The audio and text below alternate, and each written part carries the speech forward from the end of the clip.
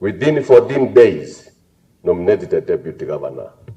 And with the approval of the County Assembly appoint of the County Government Amendment Act, number 11 of 2020, states that the County Assembly shall consider a motion for approval for the appointment of the deputy governor within 14 days and resolves whether to approve the motion, and having failed to make a resolution.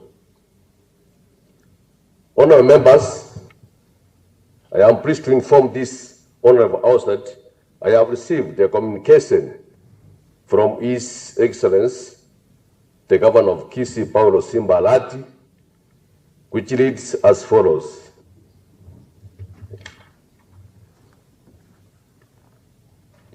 Submission of nominee for the post of the Deputy Governor for vetting by the County Assembly of Kisii.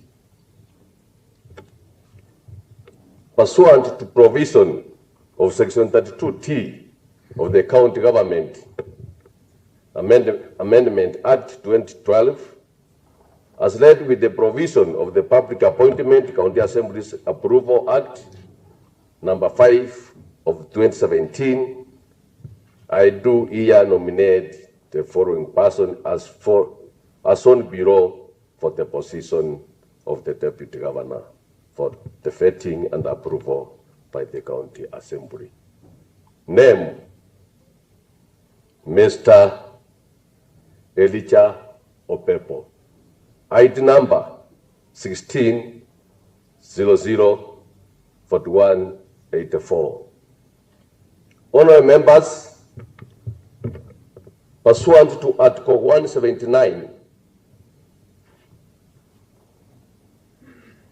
subsection 2 of the Constitution of Kenya 2010, and Standing Order number 185, subsection 4, I hereby commit the nomination of Mr. Elijah Obebo as the Deputy Governor of Kisii County Government to the Committee on Appointment for vetting and the report back to this House within 14 days. Next order.